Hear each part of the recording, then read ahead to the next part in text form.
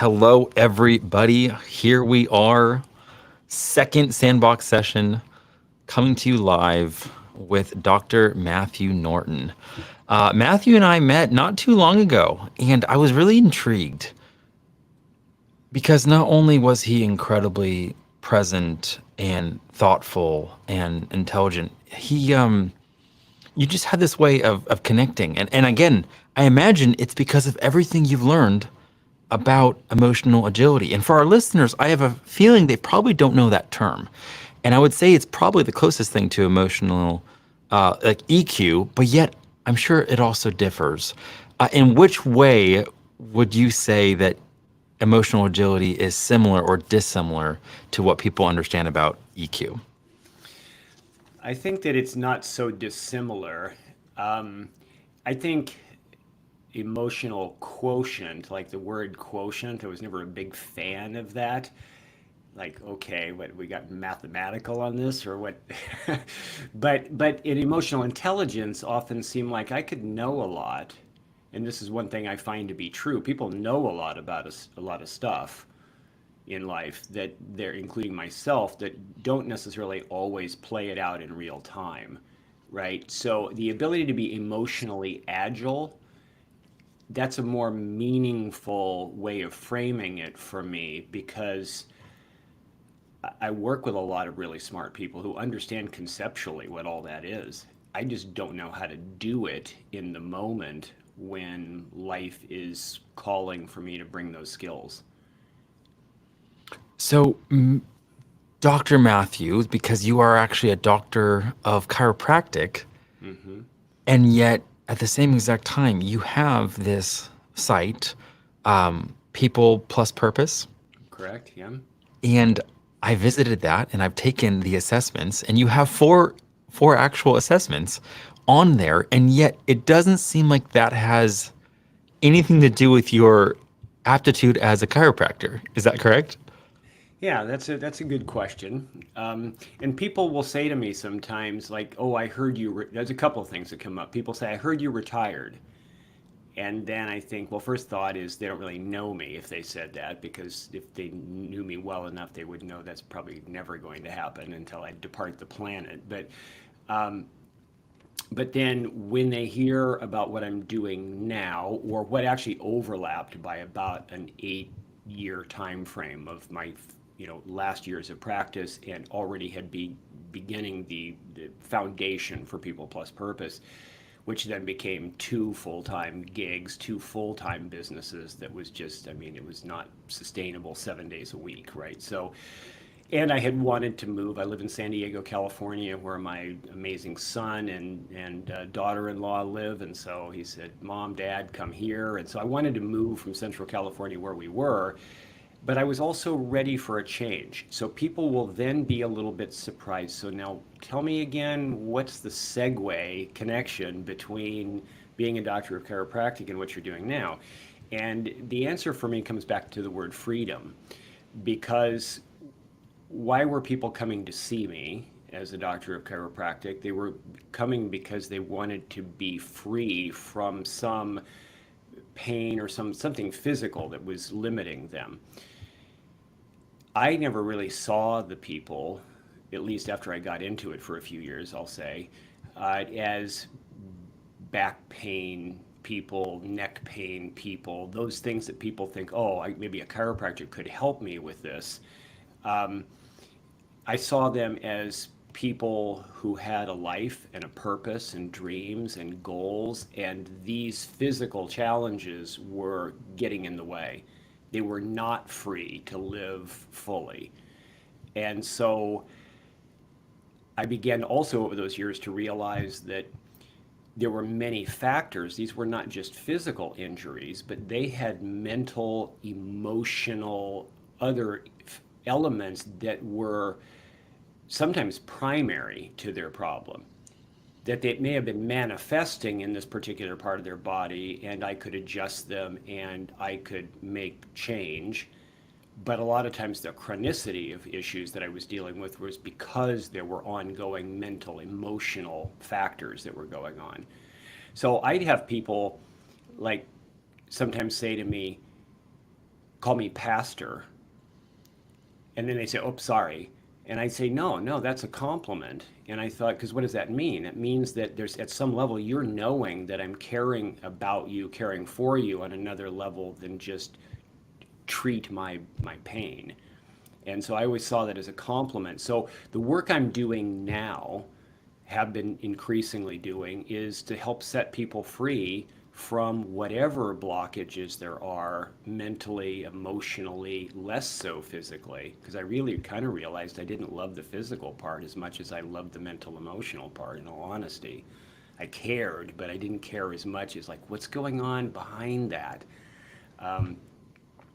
And so when I can explore, and the use of assessments is a key piece in the lens by which I can get a feel for these different dimensions of people, then talk through where their challenges are, where are their blockages, what's not happening, where are the stresses in the people in their lives that they're dealing with, where is the wisdom to guide a breakthrough and that will set them free to live the life that they were more destined, designed to live, and to where they can have joy and be able to thrive. And that's just not enough people. So that's what I've dedicated my life to, really.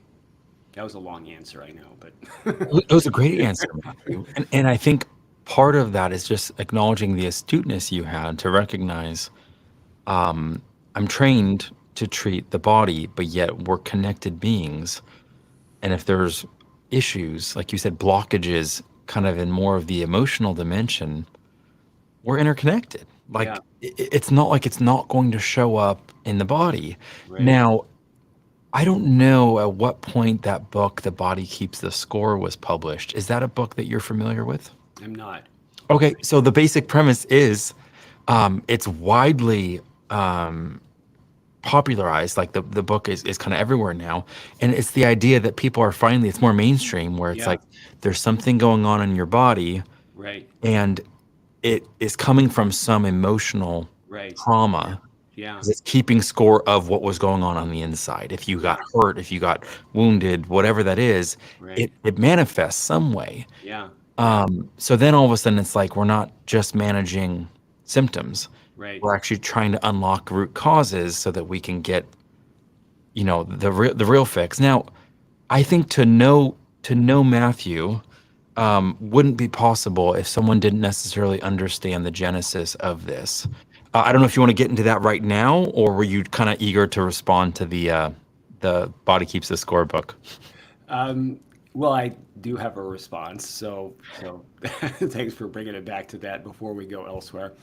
I I don't know that book, but I was very inspired by a book called When the Body Says No.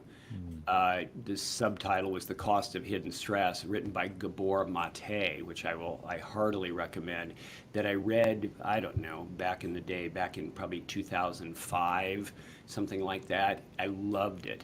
It looked, I mean, and he's a medical doctor who was very interested from up in British Columbia, was very interested in these hidden nuances that were manifesting ultimately in terms of uh, whether it was immune or autoimmune conditions, and where a lot of times there was not the freedom to express these things that were going on, and the body said no, probably similar to what the book you were referencing. I loved it so much that when I wrote my book, and this is not a plug because it's not even something that's easily available, but when I wrote this book, Where Does It Hurt?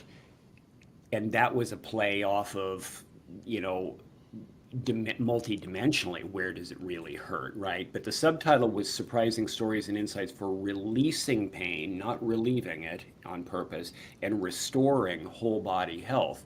Well, that, trying to get the message out, so it became a kind of a business card for me in all the last probably 8 years of my practice. But the reason I mentioned that is Gabor Mate. I loved his book so much. I kind of modeled mine after his, and then I reached out to him and asked him if he would read the manuscript. And I didn't know him. I just loved his book, and maybe write me a testimonial for it. which he did. And so I was proud of that. Then got a chance to, when I was up in Vancouver, because I had a daughter who lived there for a while, I reached back out to him and I said, hey, I'm going to be up there. Might we, meet for a cup of coffee? And we did. And it was quite wonderful. So anyway, I mean, that's incredibly special yeah, that someone that is instrumental in your life is this figure that's an inspiration. And then instead of them remaining larger than life, they become human and you actually get to interact with them and spend time with them. Like that, yeah, that really is beautiful. yeah, yeah, Um, it was cool. so one of my premises is that a lot of the times I talk to people, Matthew, and I help them discover again, like their authentic brilliance, what's unique about them. And whenever we get to the part about, well, you have a unique story, people look at them, kind of start being reflective and they're like, I don't know what's unique about my story. Yeah, In a way of like, how does it show up in a way that I can have it aligned to my brand? right, Because it's not just every single part of your story. Oh yeah, your mom's this, your dad's this. We're not wanting it in its entirety. This isn't right, a biography. right. And yet, I always tell people often you need to look back on your story, the parts that you'd like to erase, or the parts that you'd never want to relive. Right, Because often it's in those moments of pain, it's right. in those moments of tragedy that if we don't just completely numb out, we can find that there's some gold there Yes, that can be something that can really elevate and transform our lives if we get what we're meant to get when we're there. And yes. I use this as a segue into something that happened early on in your life that there's no other way to describe it except for complete tragedy. Can you share what that was? Yeah, I'll go back just briefly, context wise, to say that the name of my company is called People Plus Purpose. And kind of the reason for that is growing up, I didn't really have a sense of either.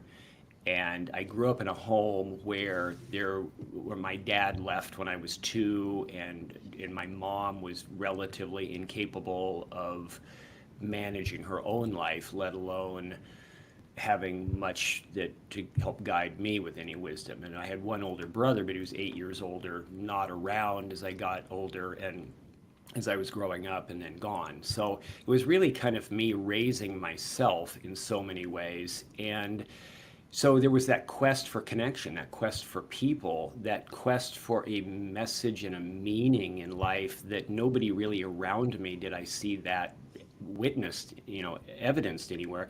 So I did manage even from the brokenness, right, to get some clarity on a career direction, was valedictorian in my chiropractic college class, right? I mean, I decided I was going to make something of myself, and that if it was going to happen, it better be me that does it, because nobody's coming to help me, right? Nobody's guiding me. So okay, so I accomplished things up to that point. I got married.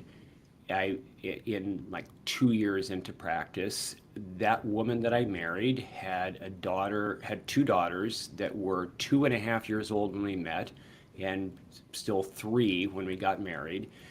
And I proceeded over quite a period of time that it took to adopt them. The father abandoned them, and so I made that decision that I would adopt them, and we were 2.5 years or so into marriage, and that adoption was finalized.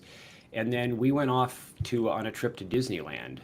So had the twins were 5 at this time, and she had just had her birthday and just turned 34 years old, and we were in on the card, which I looked back on later, and we talked about how joyful I was, about how much I celebrated her in my life, and look forward to 50 more years together. Well, that was July, and little did I know that less than a month later, she would have a heart attack on having a beginning tennis lesson, never regained consciousness, and so never said goodbye. She just disappeared from my life.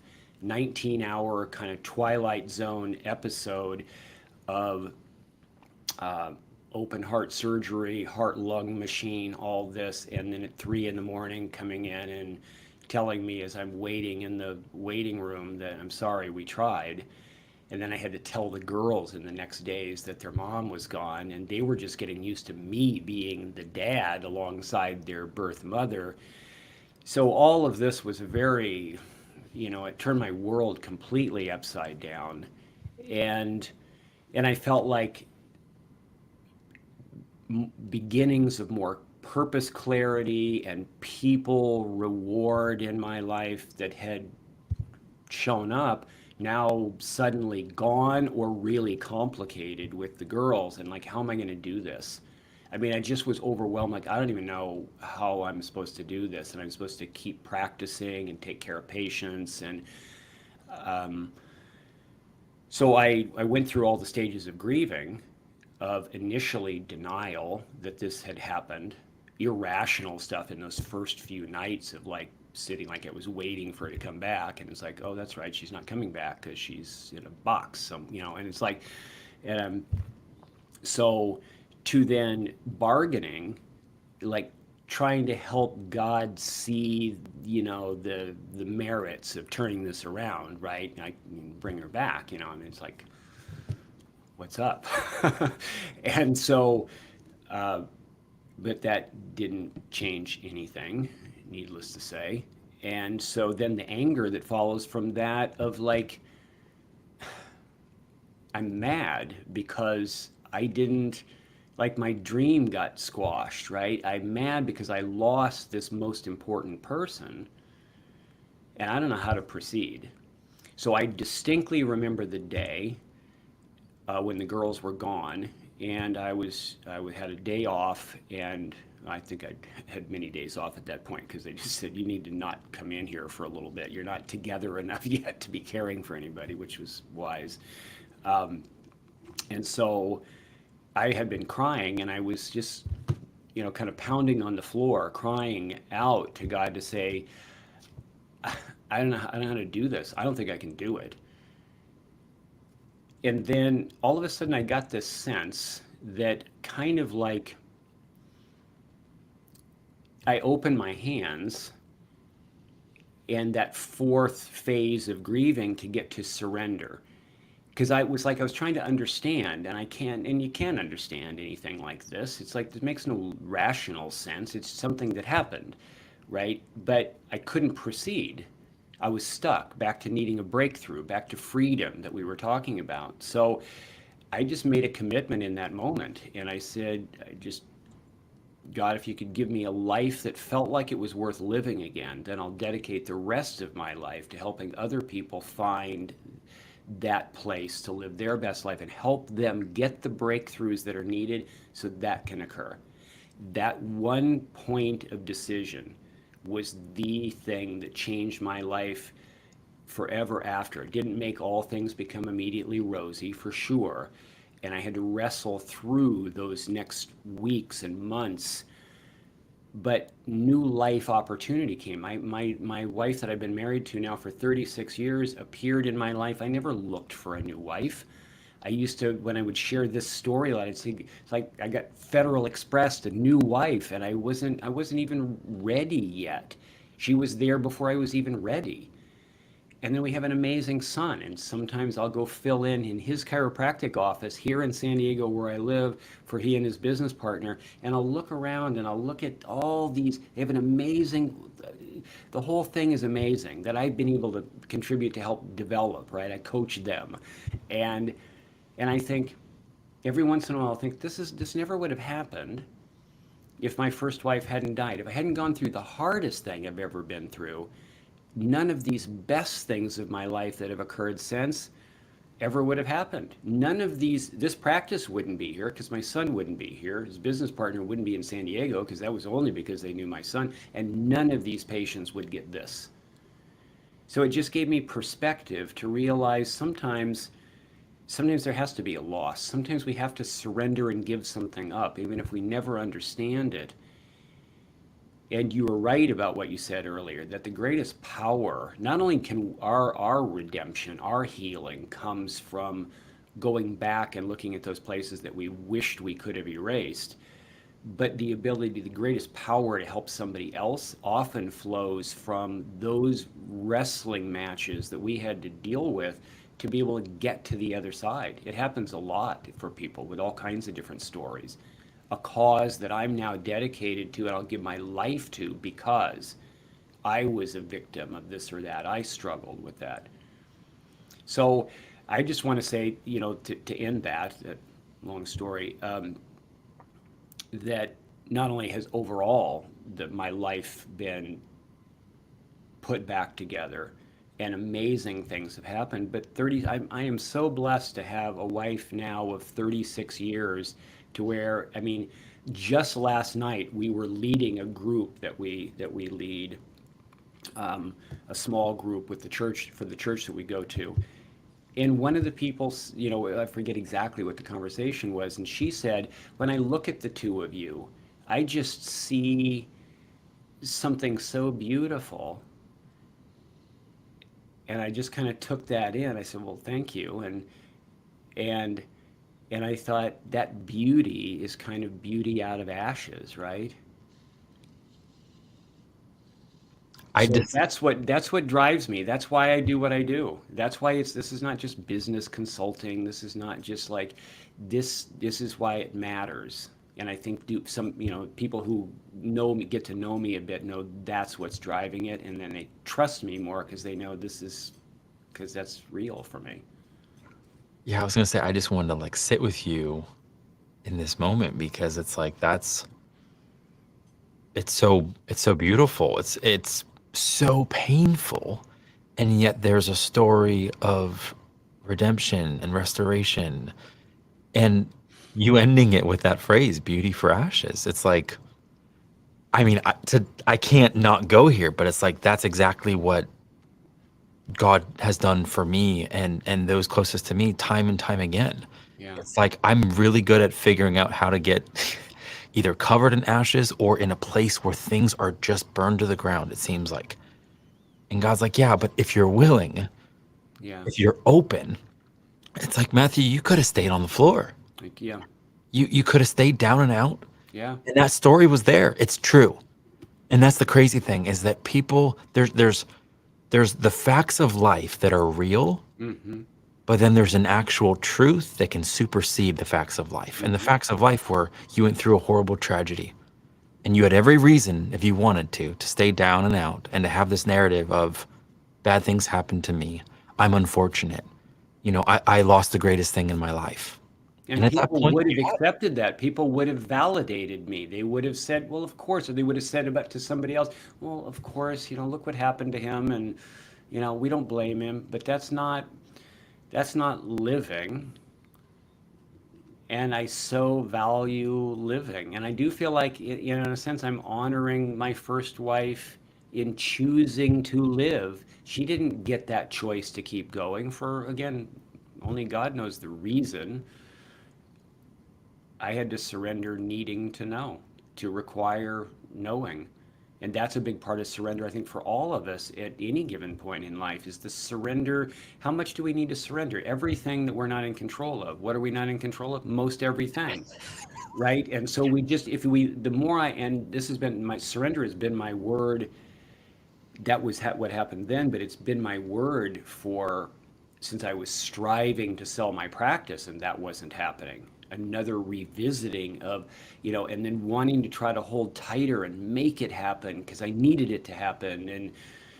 And it was in the surrender that it happened like that. Once the surrender was really made, and then it happened even on the day that came to me that it's just I don't know. It's just I'm never cease to be amazed at life and what God does and So here's something interesting, Matthew. So with my dad, it's almost like inverted, where like my mom, him and my mom were married 36 years before she lost her battle to cancer. And I think that was like 5, 6 years ago. So it's like he had the love of his life until all of a sudden he didn't, and he yeah, never pictured that he was going to outlive her. Right. Right. because of his family line with just health. He was like, oh, Mhm. she's typically, I think women live longer than men. Yeah. And then this tragedy happens, and yet again, some other woman comes into his life, perfect timing. And now, as a larger family, we're celebrating, her son getting married, and now he's part of like our family, and he's, met his fiance, and there's just all this beauty in life Yeah. that we wouldn't have had Right. had it been that my dad didn't start over and my mom hadn't Right. passed. And I just remember being like I didn't want my mom to die at 62. Like Yeah.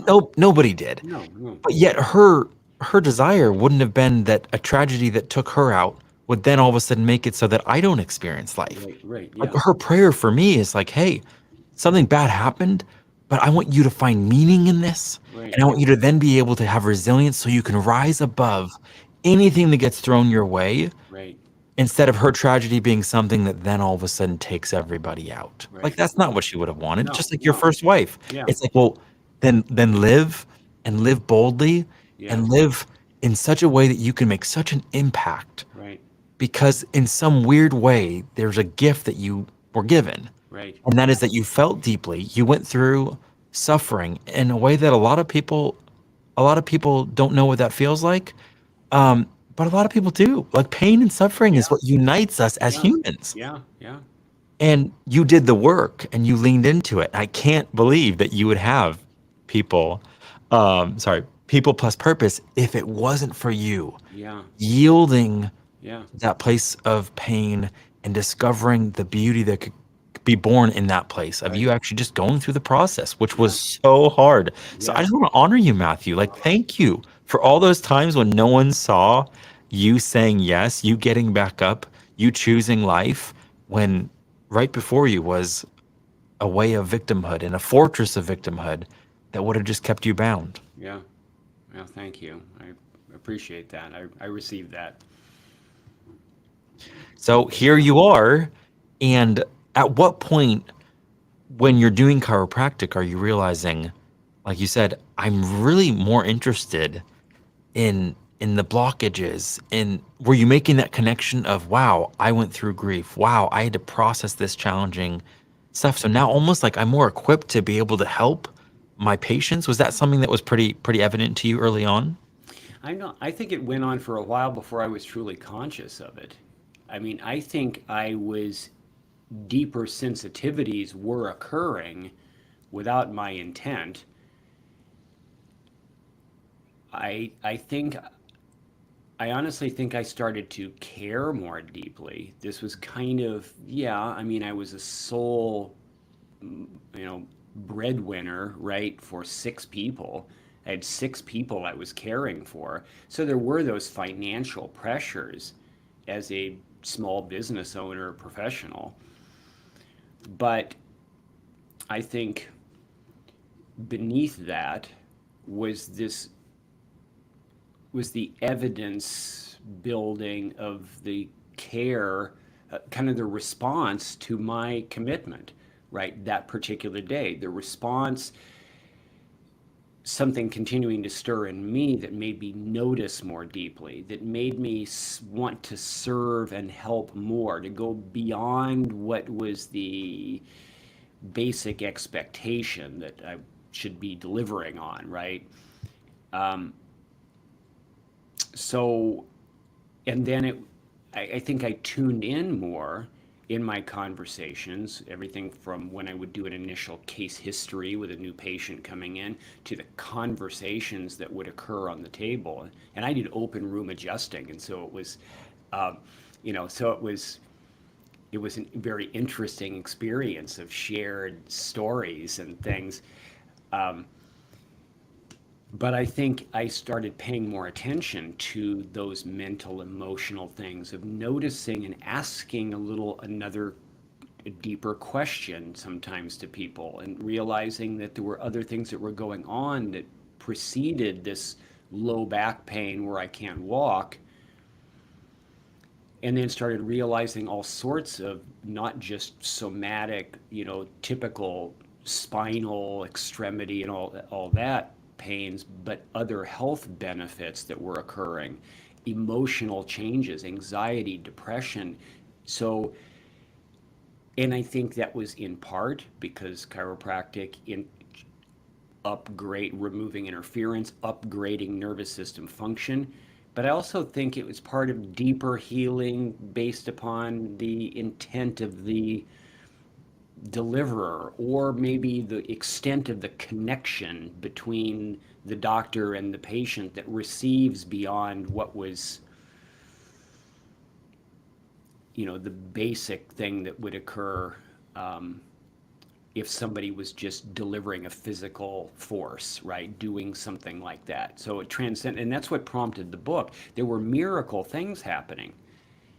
And at the time, I was thinking, well, I mean, I don't think I saw it for some of what I just said there. I think I saw it because I was so focused. I loved studying the research of what really chiropractic did for people, that especially since I was up against, especially starting back in the early 80s, like I did, up against a culture that did not drive through a chiropractic office. Once social media came and all of that, and in certain parts of the country, I think it advanced further, faster than others, of a greater receptivity and acknowledging of alternative approaches. That it was, people who were going, these drugs are not working, or that doesn't even make sense. That's my problem, deficient in that, and so, but I think that's those miraculous changes prompted the book. So I spent 3 years of my spare time, uh, because it was in me to do it, to write that.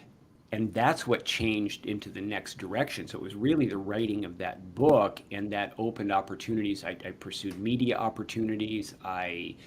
Um, I had speaking opportunities that got me in front of different audiences of people. I had always been patient focused, and never had any desire to go laterally to influence peers, other business owners. That was never on my mind. In fact, I didn't even like a lot of fellow chiropractors, if I'm honest. I thought they were thinking too small. I thought they were, playing insurance games that they needed to get over, and I thought, eh.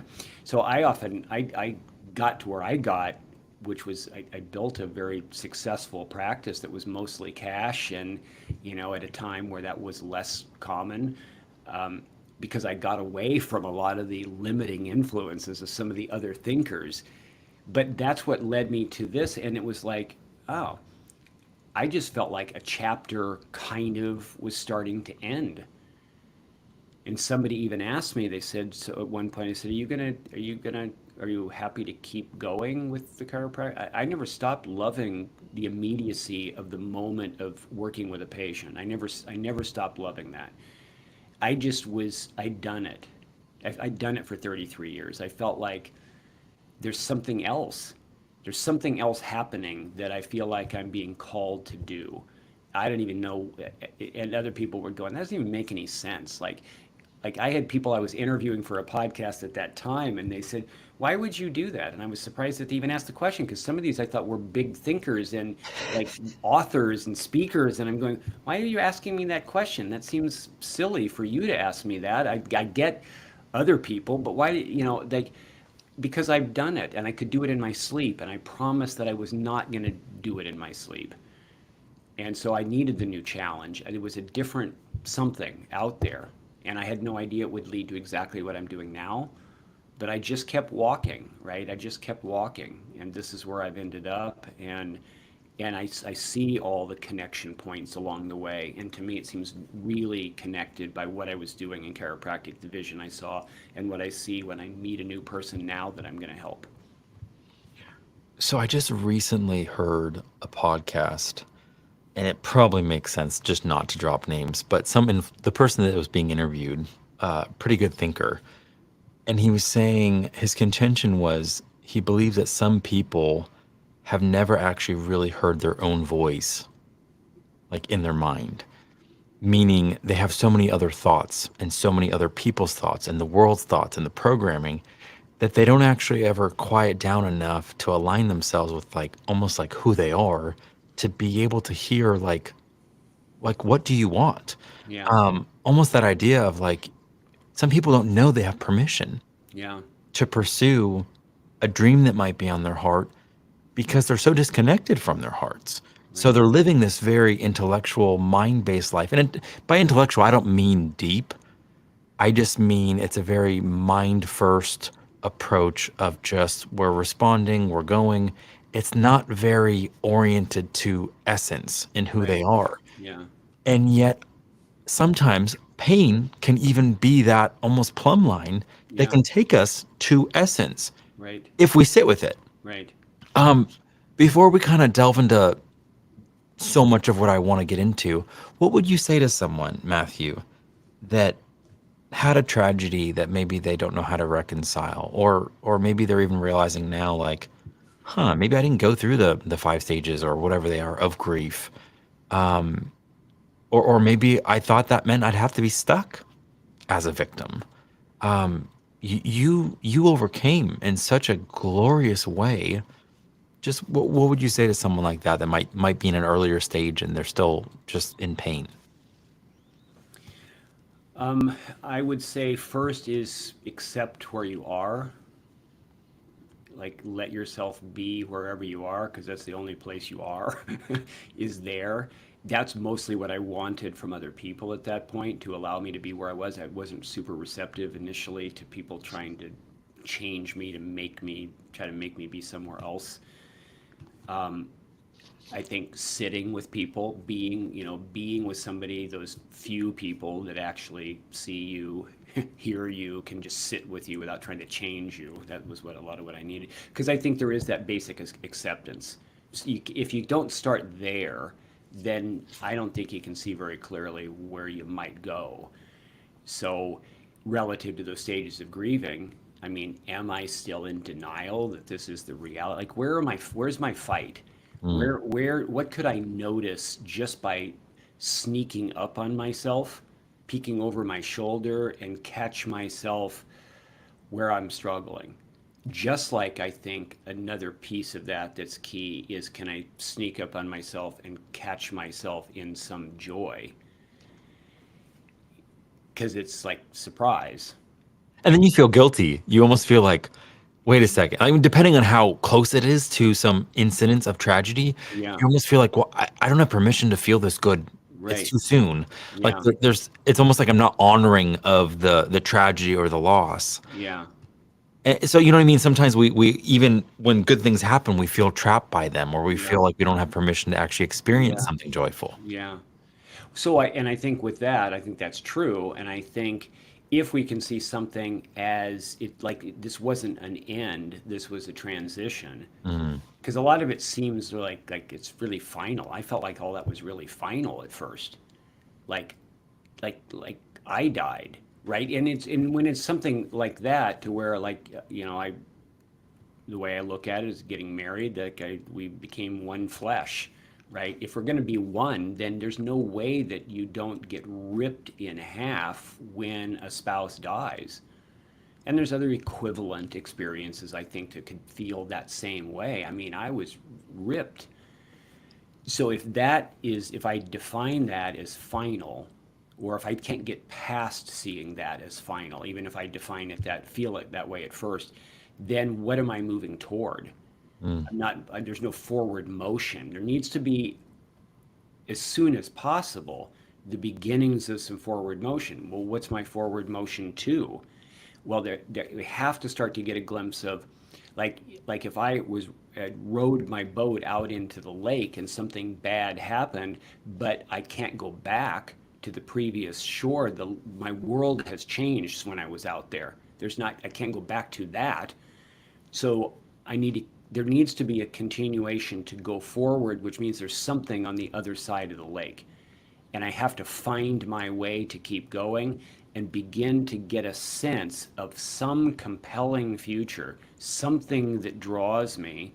And part of what you were saying earlier, it's like if I can tap into something, like a voice of a message of something that wants to transform, that could be meaningful out ahead, then that can begin to guide the destination. You don't have to know where you're going. I'll often kind of tell people, it's like if you're people tell me sometimes relative to their business, well, if I dream about something, well, what if it doesn't, that's not what happens. Like if I put energy into that and then that doesn't happen, I said, well, if you kind of, if you're in,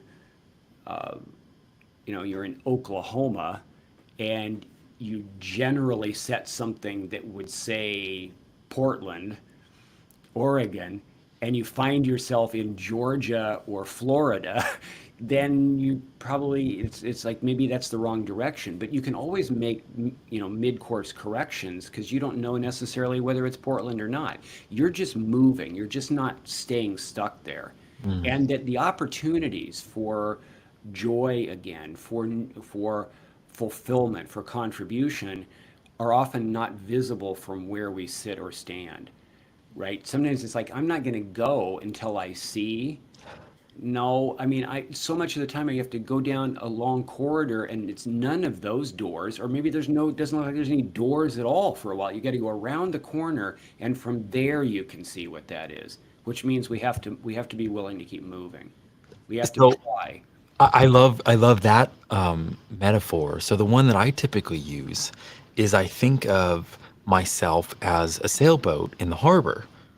And instead of it simply just being a sailboat that has its anchor down in the harbor, I think of the harbor being shrouded in fog. Mm, And yet I'm demanding, I need clarity. I need to be able to see before I lift anchor. And truth is, I need to set out, I need to put my sails up, try to sense the wind a little bit. right, And at some point, the fog might lift and I get some right. clarity. Yeah, But I almost feel like the fog is actually meant to almost yeah, qualify your authenticity, your desire. Like how bad do you want it? If a little bit of fog, a little bit of a lack of clarity is going to keep you in the land of excuses, and I mean this with compassion. I don't yeah, mean yeah, I've I've been the timid soul that's like I'm scared to move because I can't see. I don't know that there's going to be reassurance and a guarantee that yeah, it's going to work, that it's going to be better off if I move, that it's going to be something where I'm safe. right. And yet I feel like there's that fog and it always just mocks me. And and yet I know the second I set sail, lift up the anchor, and start heading into the unknown, the anchor I actually need to have as I lift the true anchor is trust. I need to know that I Yes, can yield, be yeah, in the place of surrender and trust. yeah, And that always takes me to the point where all of a sudden I get through the fog and I start seeing. And it doesn't mean I see 100 miles down and I know exactly where that beautiful island or mountain is that I want to reach.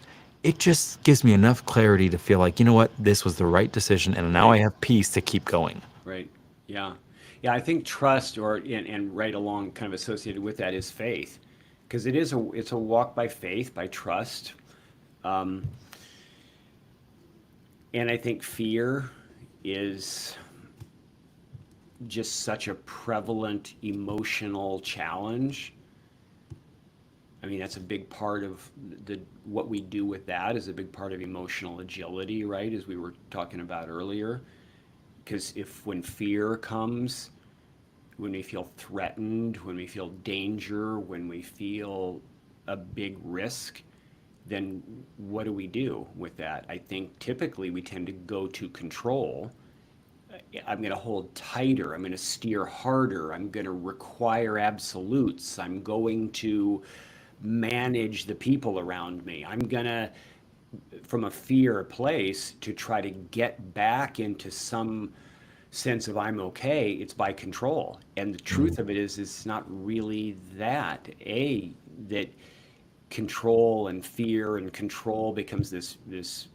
I've learned some of this. I've just keep learning in the last couple few years. So one thing to say is that it's never too old to learn stuff, but it's an ongoing growth journey, right? But that just keeps spinning, and those were a lot of my tendencies, right? Like I said before, like I being a valedictorian. Well, what was that about? Is that really, made my life necessarily better? It was really, I look at it now more, I mean, yes, it was shows my determination, but it also we could equally say it shows my control tendencies to manage the environment enough to go, I'm going to achieve at a high level because I need to achieve at a high level to be valid, to feel like I'm somebody, right? And so control efforts can be the thing that actually sabotage us being able to listen, being able to hear anything new, being able to do well with other humans. And instead, I feel like the answer is surrender. It comes back to surrender, which requires trust and faith that I'm going to be okay, and a presence with wisdom to walk and get clarity as you walk, that some of that fog lifts as you walk, and I'm okay, and I'm still okay. But if there's no faith, there's no trust, I honestly, I don't know how to answer that anymore. Like, I tried, and that never worked. I mean, it just never worked. And I'm a high achieving person who's accomplished stuff. And yet, I was not joyful enough of the time because of that. And it's the game has changed for me, and it's still changing. Like this last few months, this last year, I mean, I feel like I'm moving into another phase of, like, I show up wherever I show up, and there's going to be something that happens there that's going to be good, and I don't have to know all those things. And also a faith that the money that's needed will also show up. That's a faith trust thing. Doesn't mean I don't try to make wise decisions. It doesn't mean being reckless. It's not that way of looking at it. It's just, but I don't know how to tell people how to make life better without them exploring that. Whatever that means, it means a certain thing for me from my in my specific faith perspective. But I think people need to locate that because it's a part of a spiritual essence that's true of all of us, whether people deny that or not. I was literally just gonna say, so Matthew, it sounds like you're bringing up a spiritual dimension, and tell me in which ways you think there's interplay between a healthy emotional dimension and then maybe how that helps spiritually being healthy. Yeah. Yeah, I feel like still making a lot of connections and I think that's part of why I love emotional agility coaching. So yes, I mean, you mentioned taking the assessments. So I've created I've been using assessments 27 years now, I think. Most of those years were not my assessments. I got certified in that. I always loved the psychology, brain science, human behavior. I loved understanding myself and other people and then seeing how I could help them understand things. And but I was approached, just for context in this, I was approached probably 6 to 7 years ago with an opportunity for an app, a hiring app, to and paid actually to create my own assessments. I was offered the opportunity and they were going to pay me to do it. I was going to keep access to the assessments. They were mine, but white label it for their use. And well, that that business didn't get past enough funding hurdles. They didn't have good leadership, Mm. and it died. Uh, and I tried to do everything I could to even help support them and even try to coach them to where they needed some solutions so that because I thought they had a great idea. The good news of that was I probably never would have put all the blood, sweat, and tears, time, energy, complexity into areas that I wasn't skilled, where I didn't know, and I had to get the answers and find other people who had the answers so I could know how to do this. And I probably wouldn't have done it. And yet it's been a massive, like, next phase game changer for me to then, just like with I had a new client this morning, a first coaching call with a business owner who is doing amazing things, but has too many things going, and uh, has some emotional challenges woven in, like almost every business owner does. And we looked at her core four assessment results. So as I started to say, I created nine. I have four that I call my core four. which is behavioral, cognitive, inspirational, and emotional. I think those are the ones I took. So Yeah, those are the ones that yeah, I. yeah, they are. And so as I was coaching her, looking through the lens of those, and the way I orient to assessments is not something that is puts anybody in a box, not something that's forever descriptive of the person, but shows combinations of strengths and tendencies. And that's been something for me to coach through the assessments. Not only I've been doing assessments and coaching through them for a lot of years, but to coach through the ones that I developed, even for me, gives more power. There's more power because that's I'm seeing through that all the time. So I was able to guide her into some things just in this first session that I feel like when we hung up,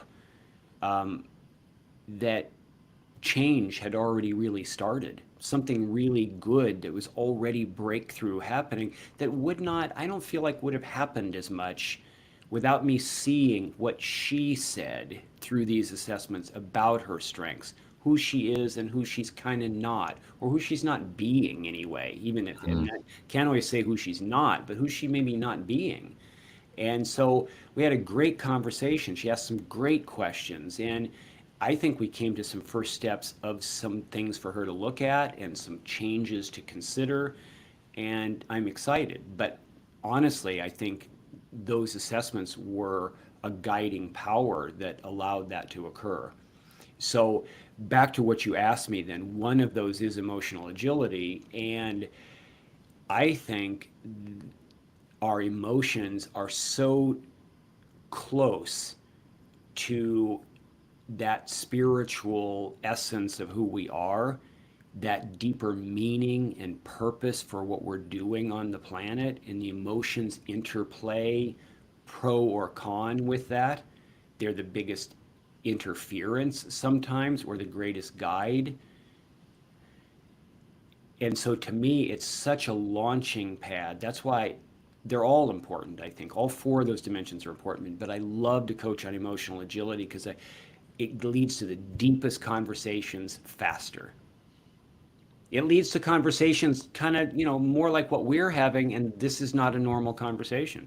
This is not a normal conversation. We don't know each other that well yet, but we're getting to know each other quite well now.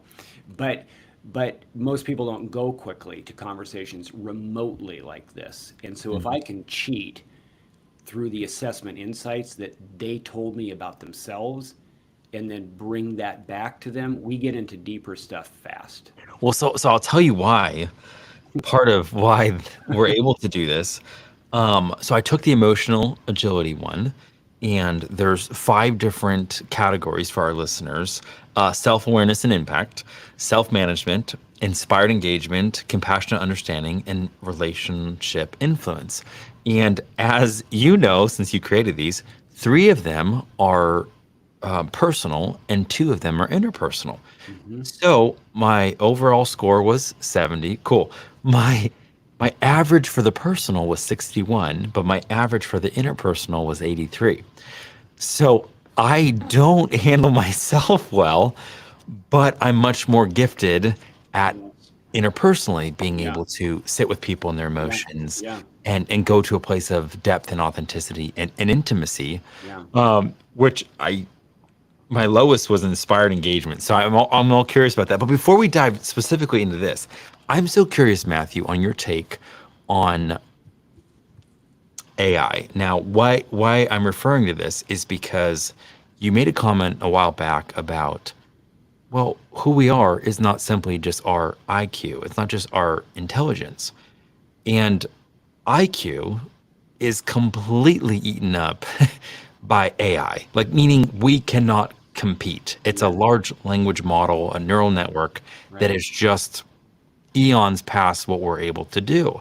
Right. So then that kind of starts asking questions of like, what makes us Yes. distinctly human, or what could make us distinctly valuable in the upcoming decade as AI is emerging. And I think it has much more to do with the dimension of when the spiritual and the emotional probably are intersecting, because it's clearly not simply what we know, but our ability to care, our Right. ability to hold space with Right. other people, Right. to actually achieve intimacy, into me Right. you see, Yeah. being known and knowing someone else. Yeah. So just curious your thoughts on that because I'm fascinated by AI. I've gone to a few conferences about AI, because I want to leverage it for business and everything like that. Sure. But I Yeah. also want to know in what ways is it going to threaten or destabilize value when it comes to like a business deliverable? Right. Yeah. And I was honestly shocked that it didn't look like it initially was threatening programming, formulas, mathematics, but it actually was threatening creative fields like writing. Yeah. Um, Yeah. like that was kind of a shock to me because I kind of thought, well, that's someone's unique perspective. That you need to have a unique perspective in order to write well.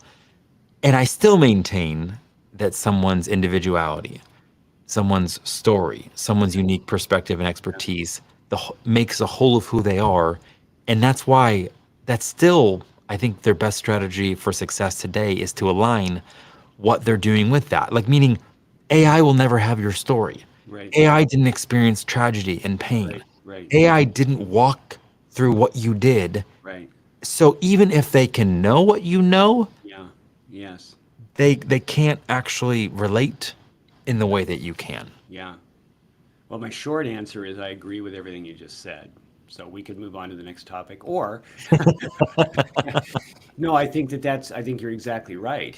And I think, I mean, we we often said relative to like movement into the industrial age and then moving from the industrial age to more of an information age and all of those things, finding those things that, oh, we're had to be developed more,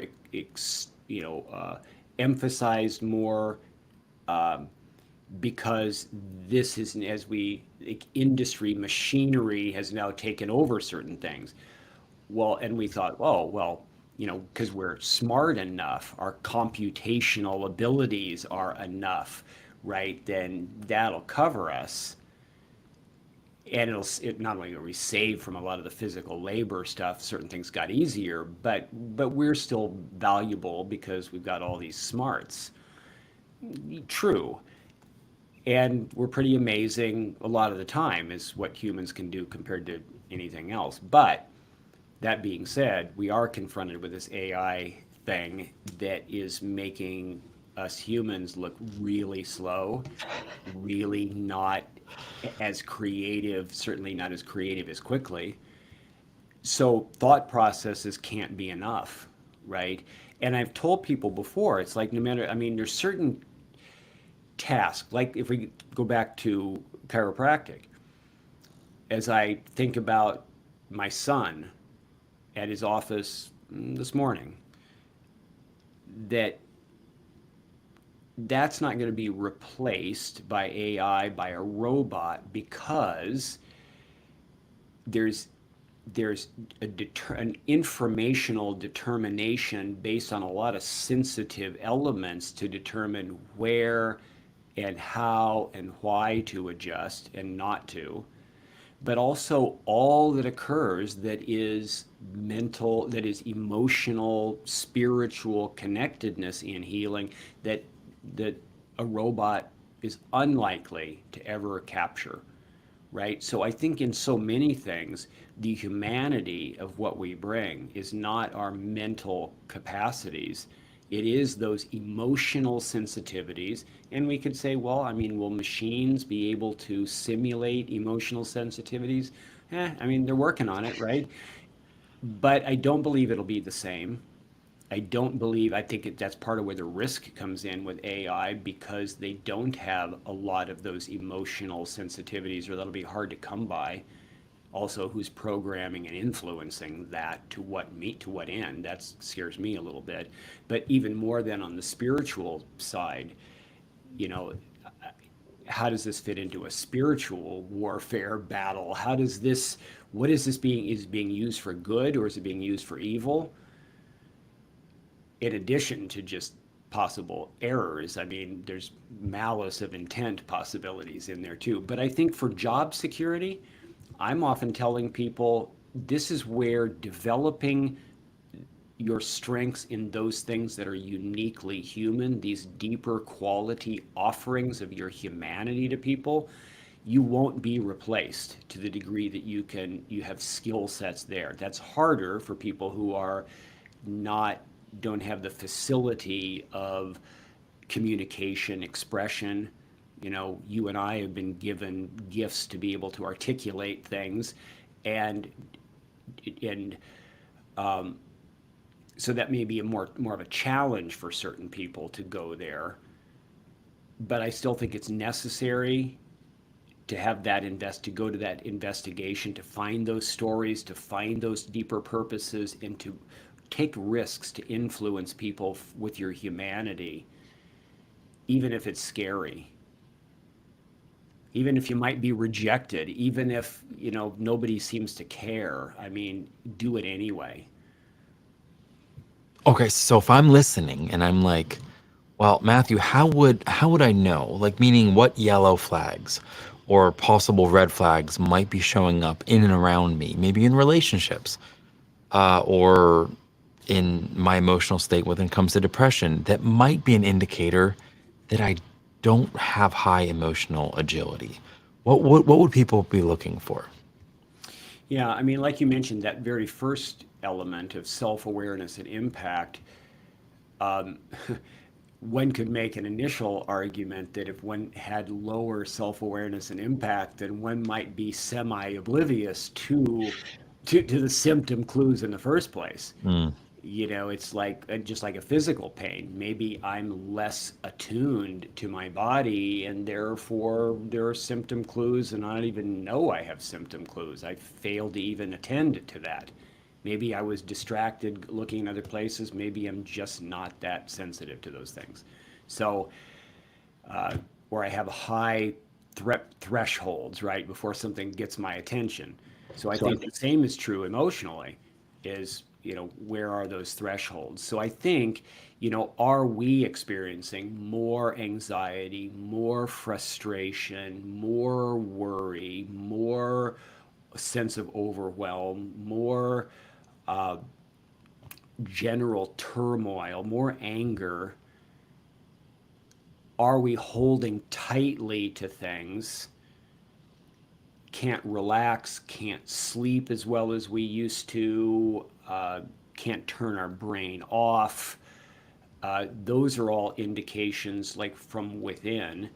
And then what are the relational dynamics? Are we less patient with other people? Are we demanding and requiring, expecting, demanding, requiring things of people that we think they're falling short on all the time? Are we pushing people rather than maybe inspiring people? Are we micromanaging them? Are we checked out and doing the opposite of micromanaging and not really showing up? So I think those are things. What's if we look at our spouse or significant other, we look at our kids, we were to ask any of them, what would they say about how our emotions are influencing? We asked our team. I can't tell you how many really, That sounds really scary, Matthew. it is a little scary. It's a risk I will offer to people to take, and some bravely take me up on it. Others have to work up to that. But but it's amazing to me, maybe it shouldn't be amazing, but I guess maybe it still is a little bit, how many genius smart people I work with who are incredibly technically skilled, but nobody ever helped them learn these emotional agility skills, or emotion, you know, paying attention to that. Is like that even a thing? I created a new scorecard for people to take, a little 3-minute free scorecard called the Business Emotional Health Scorecard. Well, initial thought is like, is that even a thing? What is business emotional health? And it's like, that's like soft skills kind of stuff. Well, it's human skills, right? These are human skills. Oh, okay, I guess human skills are probably okay. Because we show up as humans in business, right?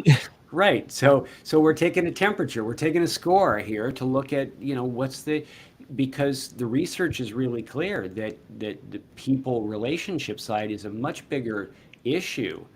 The experts have rendered their opinions. They've done studies on these things to show that more than technical financial, it's the people relational. The people are the biggest costs in our businesses, And are they the greatest assets? Most of the time, not. Most of the time, we're not. Why did Gallup say that 70% approximately globally of workers are not engaged?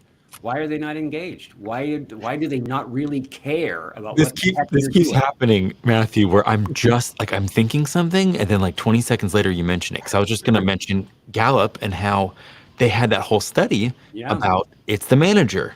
That's why yeah, they came up with that book. right, yeah, And I was reading the intro to this, I don't know, 8 years ago, and it just hit me as like crazy common sense. Where finally I was like, their basic conclusion was something like, hey, even though there's always hacks on leadership and management and like how to get people to perform better, surprisingly, if you actually care about somebody and you genuinely show up as a person to another person, almost everything else falls in line. And it was almost like instead of all these disparate attempts to right, deconstruct humans right, into these psychological creatures that we can manipulate for gain, yeah, yeah, when we did this study, we kind of found out at the heart of it, if you're a good person and you see someone, you care about someone, everything else kind of follows. yeah, yeah, And it was so liberating to me to be like, I've always said, okay, my plumb line is I'm going to be heart-centered first, and I'm going to be authentic and genuine. And then I'll apply hacks almost from the outside in. I don't, not from the inside out. Like my insight isn't a hack. I'm not faking something. I'm not performing. I'm right, being. right, But if there's little things on the outside I could, tweak to elevate, okay, sounds great. But I'm yeah, going to show up real. yeah, And I almost felt like that study just gave me permission to be like, you're on the right track, Sean. yeah, Like, don't abandon this for yes, some short-sighted, temporary bump in performance that isn't sustainable because it's actually not about people. right, yeah.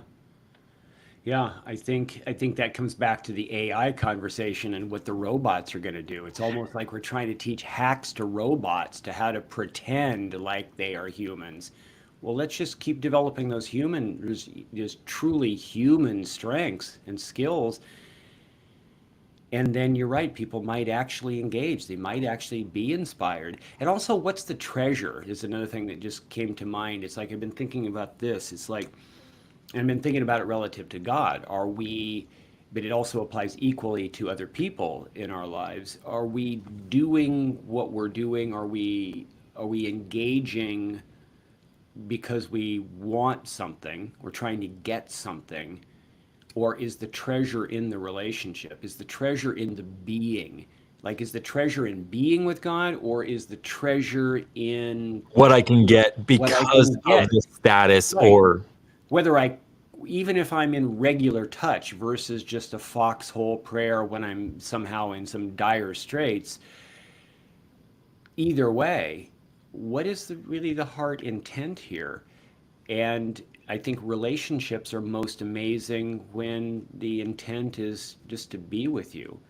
And even like the structure of the format of this conversation, it's like, what's the intent? The intent is for you and I to be together and have a conversation. Oh, that's an interesting intent. It's like, well, but what's the end game? Somebody asked me that recently about somebody else, and they were saying, well, like, what's their end game? And I said, what? I don't even like that weird transactional way that you're framing that. What do you like? Their end game, it all sounds totally contrived and manipulative. How about there's no big end game? There might be some desires, there might be some preferences, but maybe we need to reframe some of the language that we're using. well also I think it's something where we've kind of been fed a lie that the outcome, the destination, almost like the Machiavellian thinking that it justifies the means. And we don't realize we all have really in tune BS meters. And you can tell. I don't know if it's just because of bad salesmanship over 20 years or marketing that's gotten manipulative, where you're just like, I can tell. When all of a sudden someone reaches out to you and you're like, oh my gosh, like I haven't heard from this person in a while. Like this is so delightful. And then 15 minutes into the next conversation, you find out it's because they're part of a multi-level marketing. Right. Yeah, yeah. And all of a sudden there's the ask, and you're just like, oh, I got duped. I really thought maybe they were just thinking about me. I really thought maybe Yeah. they were honoring the relationship and they were Yeah. honoring that place and time when we connected. Yeah. And it was just a no strings attached. How you doing? But it Yeah. wasn't because it was something about their upward aim. It was Right. something about, oh, now I can help them on that path. And I think what I meant by we've been lied to is that we think people can't see through that. Yeah. Yeah. It's like we've been told, no, no, no. We all just respect the upward aim to the point that like, go ahead, be ambitious, like desire self exaltation above all. And it's okay if people like, like it's okay if they're there to help prop you up. And it's like, no, we actually are really in tune at telling, hold on a second. Are you here because you're trying to use this for something else? Right. You are. And what does that do? That just cuts off intimacy. Right. It Yeah. cuts off the power Right. of like genuine connection. Right. Yeah. I mean, I think about LinkedIn and I think about how many people where I'll accept a connection request and it's just moments sometimes. And sometimes it'll be longer than moments, but sometimes it's just moments and I get the immediate pitch for something that, and it's just like I just said yes to the smallest first date of us getting to know each other. I don't know you. I don't know that I need this. And obviously, you're not even interested. So, I mean, it's that extreme on the one end. But then we could also throw the whole baby out with the bathwater and say that that's just because that those platforms and that kind social media is just manipulative. Well, I mean, we could be tainted and go, that's all it could be. But we also know that it can be a way to actually connect. And you and I met through a mutual person that we know and were part of a networking group call.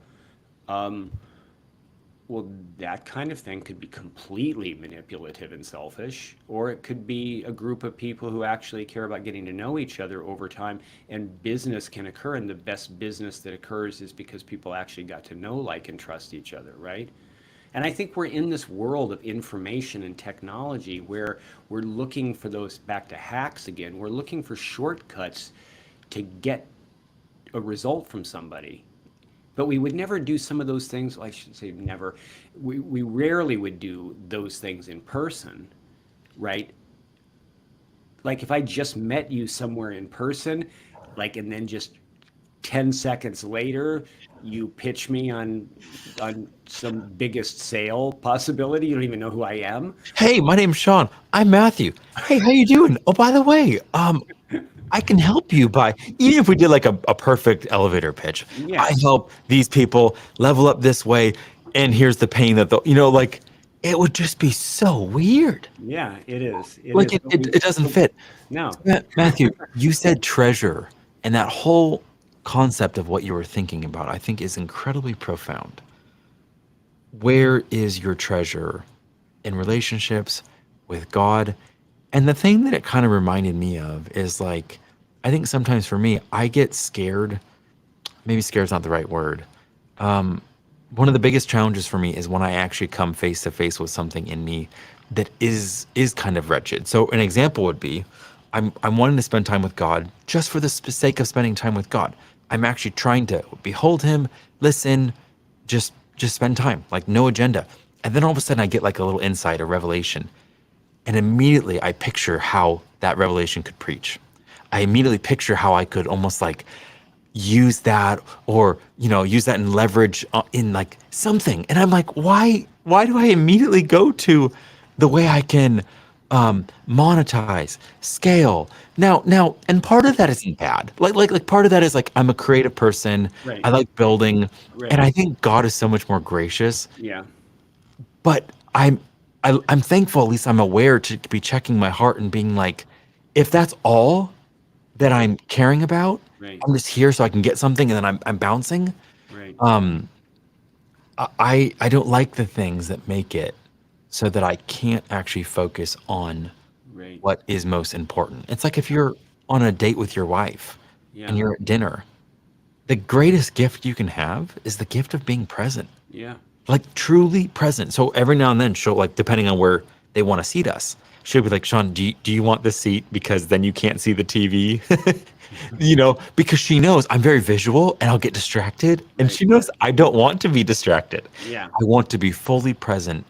So yeah, I don't know if that's a self-awareness thing. I don't really know where to go with that. It was just something that I got inspired as you were saying the whole Yeah. treasure thing. Well, I think it ties in that I think we are intrinsically selfish beings, right? I I mean, I am. mean, we could go back in the story and say, maybe in our most fundamental essence, we are not, that we're better than that. But evidence would show in the lives that humans live that, and which is the basis for wars and lots of things, right? It's mine, it's my control, it's my stuff, it's my and not yours, and but I think as kids, I mean, look at kids. You don't have to, as people have said before, you don't have to teach a kid to be selfish. I mean, kids are, it's mine. This is what they want, and they don't like it to be told no.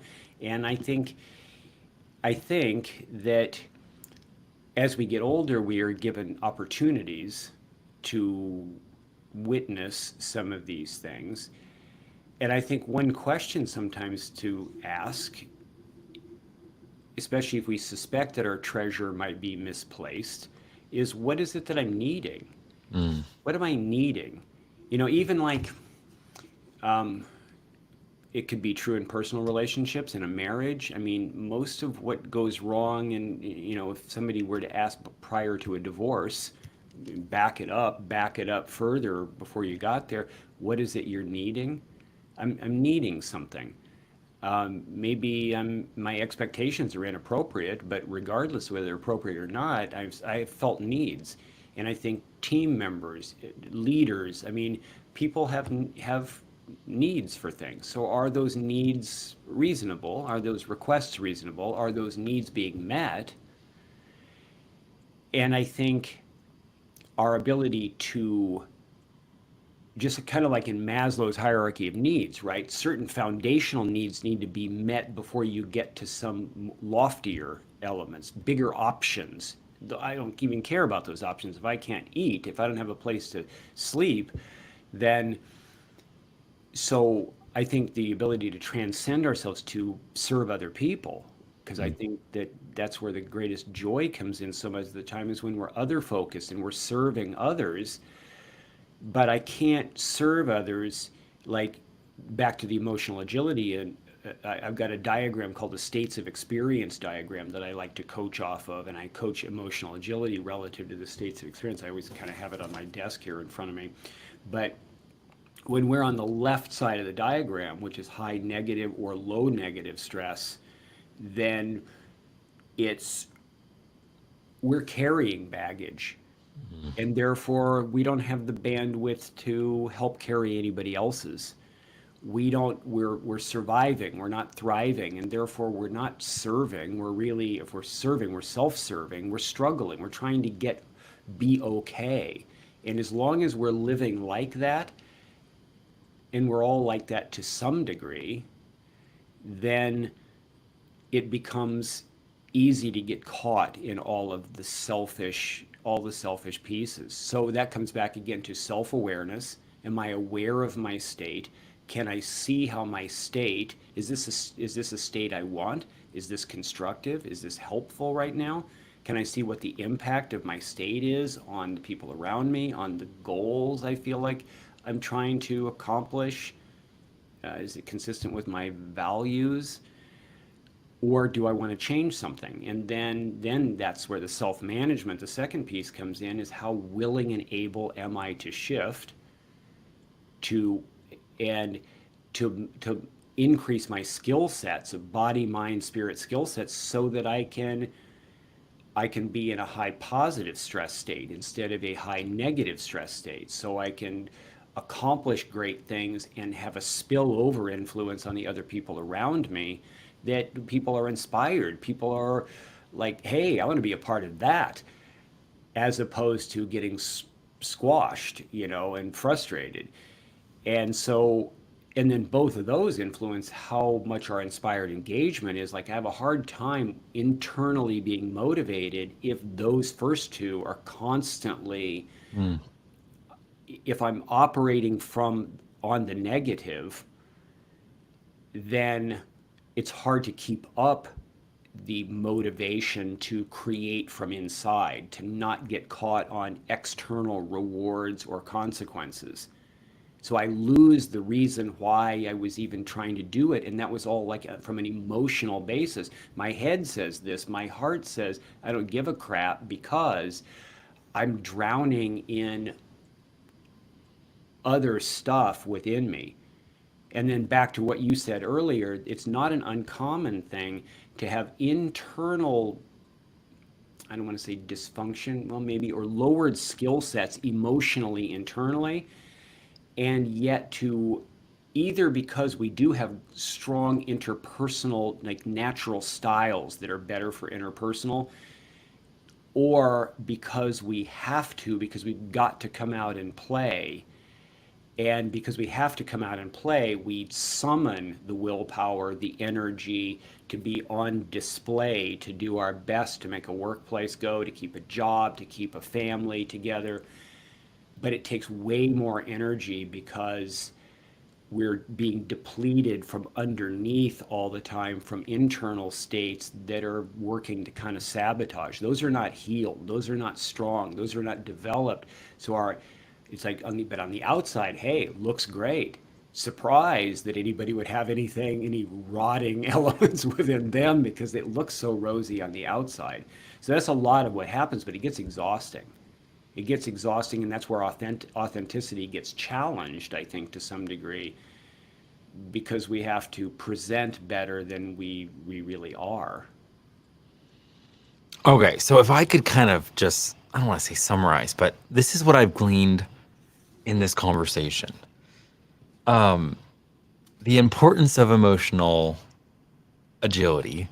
Like, when I think about the fact that everybody in life has the bottleneck of time, and I don't necessarily mean we don't know how many years we've been given, but within every single year that we're here, we have 24 hours to do what we want to do with it.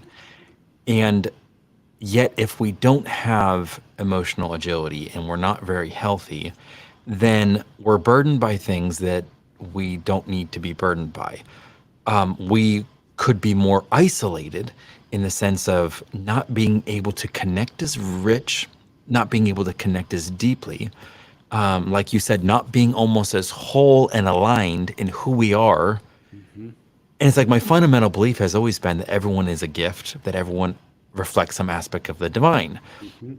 But with, you know, the knives and, the arrows that have gotten, shot into our soul because life can be hard, Right.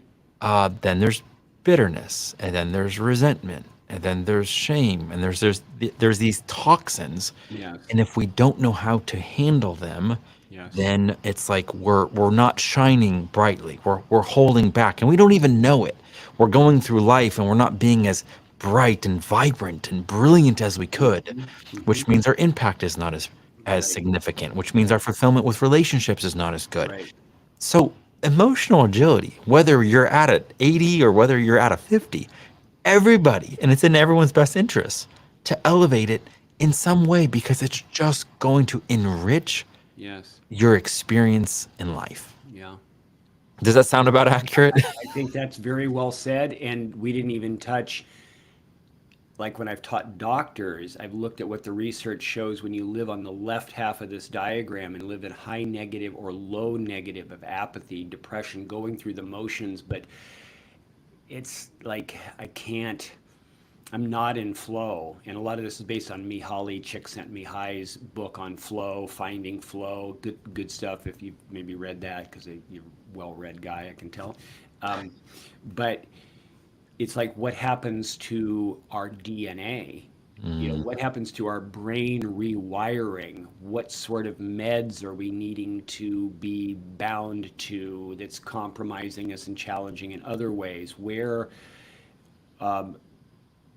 if DNA is being damaged and changed genetic expression, our epigenetic expression of those genes then becomes, so we start making sicker cells and physically we're declining. How much are we more likely to have dementia and focus challenges because we're living impaired on the negative side of the equation. And Mm. honestly, my contention is the majority of people, I've taught off this diagram for probably 25, 30 years almost now, is that the majority of people are living more than half of their time on the left half of the diagram.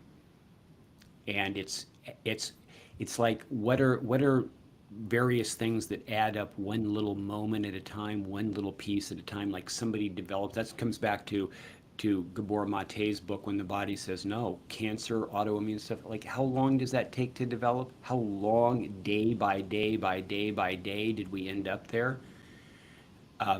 It's a lot of days. Can I tell that it's happening? No. Can I, it's like decay on our teeth or what? I mean, it's like it's day by day. Mm. So these things are happening, and if we are out of touch, and it's just that the emotions are so powerful. I mean, that was Mate's conclusion, is that blocked emotions are killing us, literally killing us. That's totally different than what we're talking about, whether we're going to have optimal relationships or work success. I Yeah. mean, those are really important, but we're sicker and dying because we're not bringing the emotional skill sets to better navigate, to get out of the hole that we can. Back to what you said before, I could have stayed in a hole. I could have. I wasn't willing to stay there, but that required choices and effort and then getting whatever help I needed, whatever coaching to get elevated, to get back in the game fully. And that's where health and vitality is. So I believe it's, resilience. It's tied into resilience. And there was an article that just recently came out about a major study showing how much highly resilient people live, about 10 years longer, they're now saying. I mean, it's just like these studies come out like, oh, I didn't even know they were studying that for the last 10, 20, 50 years and thousands of people. It's like, oh, I didn't know. But they come to conclusions that certain of these things make all the difference. And daily, we're not thinking about that. I don't think like that. No. And it's this weird, almost like paradox where I feel like emotions, if we are a really like powerfully emotional person, but then don't have the best way of guiding them or handling them, then we can have very strong toxic emotions, which is Yeah. dangerous. Yeah. But then if we go on the opposite spectrum and say, okay, so then let me distance myself from my emotions and just try to numb out and build a wall between me and them, that's equally unhealthy. Yeah. Yeah. So you're really forced to say, hey, we have emotions. They're meant to be a good thing. They're not always good because life can be difficult. So we need to actually own the responsibility of how do we integrate them? How Right. do we handle them? How do we have a healthy relationship with them? And it leads me back to this weird, pseudo inappropriate joke about the body parts that are like saying, which body parts are the greatest. And the Right. eyes like, well, without me, you couldn't this. And the brain's Right. like, well, without me, and the heart. Right. And then the sphincter's like, hey, if I stop working. And yet it's very true because emotionally, a lot of people are just incredibly constipated. In the natural, you can't Yeah. go too many days Right. with blockages, Yeah. or else you physically will die. Right. If Yeah. those toxins don't come out, you will get poisoned and die. Right. Yeah. And yet emotionally, we're like, oh, it's probably not a big deal if I have a Yeah. blockage. It Yeah. is a big deal. Yeah. It is. It just takes longer to express. Hmm. Right? Certain blockages, if your heart is, if you've got blockages, major blockages in a major artery, I mean, it may be lights out here soon. But, Right. but certain things they're no less meaningful and important for their chronic, quietly developing chronic effects. I mean, cancer and heart disease are two great examples of things that just take a long time to occur. It's, and I think the emotions are part of leading to that, but emotions can disturbed emotions, dysfunctional emotions can lead to almost anything. It can rob us of so much of what we're doing here. So that's why it's so important. That's why I get Obviously, I'm very passionate about this. I feel like I've made a recent commitment that I just want to help thousands.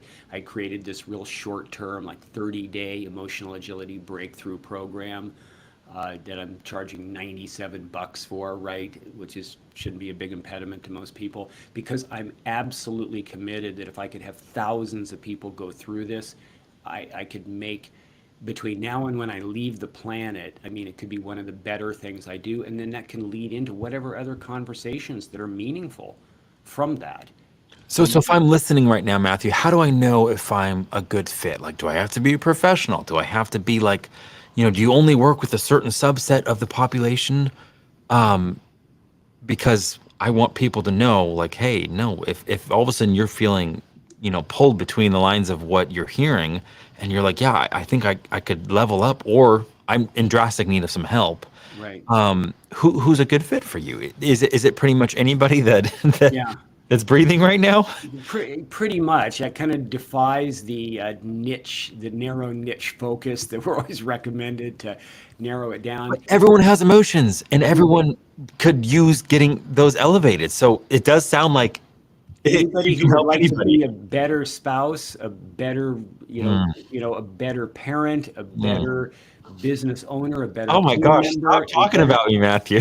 you know, then then I think it's important. And I think some people, like I just ran a first cohort of 10 people through this new program. And they what they get, the first thing they do is they take the emotional agility assessment, get the report on that, and then we're providing all 5 levels of training, all part of this $97. I've got training guides on all 5 of those dimensions, and then we're doing 2 live group coaching calls on to and grabbing behind the scenes people's top emotional challenges and then coaching through those as a group.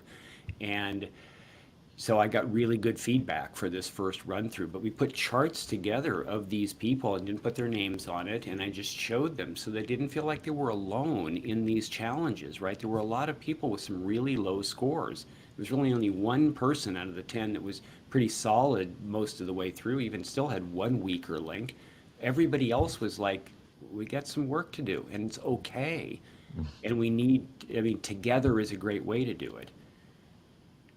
So, so I don't know if you'll put that in the show notes or You bet, as 100%. So because it's like people spend money investing in their vehicle to get to where they want to go all the time, right? We need gasoline.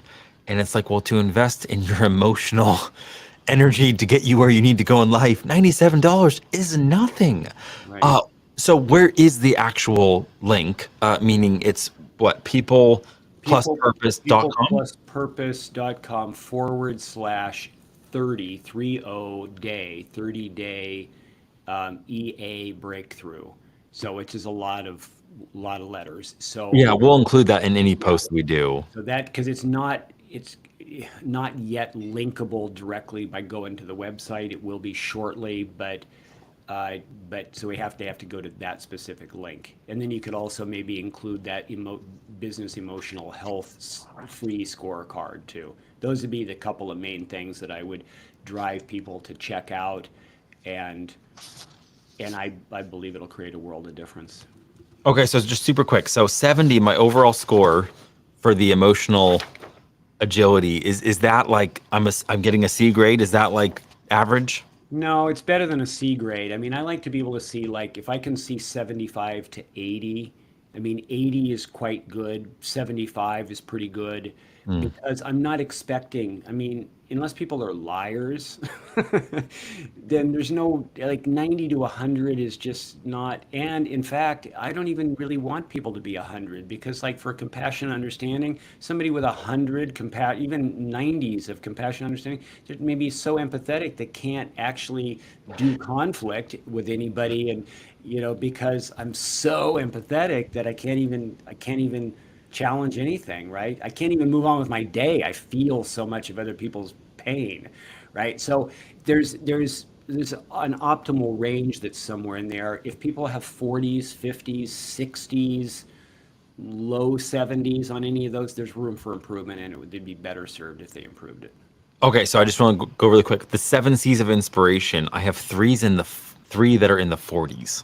Control, contribution, and challenge. Now that's going to be different in terms of those scores, different than emotional agility, where This we just want shows just where I'm inspired. It's not a bad thing to have a low no, score. no, no. So those are just people do say to me sometimes, how do I raise that? It's like, no, something else would have to come down. Okay, okay, It- okay. Choosing this or that over and over again. Because it's like a motivation Right. Yeah. slash So the source. Okay. emotional agility is the only one where we're not comparing something against something else. We're asking questions to say, how well are you doing in this particular area? So when I look at my cognitive styles, the fact that one of them's 20, does that mean there's something wrong with me? It means you don't tend to go there. Okay. It could mean that, and so for some people, that truly is like my two lowest on cognitive styles. Like nobody should hire me for those things. Nobody, it's like I'm not good at that. Okay. And I don't care that much about that. For other people, it might not be that it reflects an absence of skill or complete absence of care. It just may mean that some other things are just far more of a priority or a natural tendency. Matthew, you are just a gift. I'm so thankful. Big shout out to Jessica Martin for connecting us. I know we got on like a little 15-minute connect call, and I was just like, okay, I want you to join me in the sandbox because your perspective is just so varied and so vast. But yet at the same exact time, there's a lot of people that have great insights, but it's not always coupled with someone that's also just a great individual, a great person that has great heart. And you're the complete package. And it's just been a joy to get to hang out with you today and just share and let you kind of have a little bit more of a platform to talk about what it is that you do. Because as I was saying in my little summary, it's kind of a no brainer. Like everybody can benefit from elevating their emotional agility. I'm sure every single wife out there is like praying, please have my husband take the course.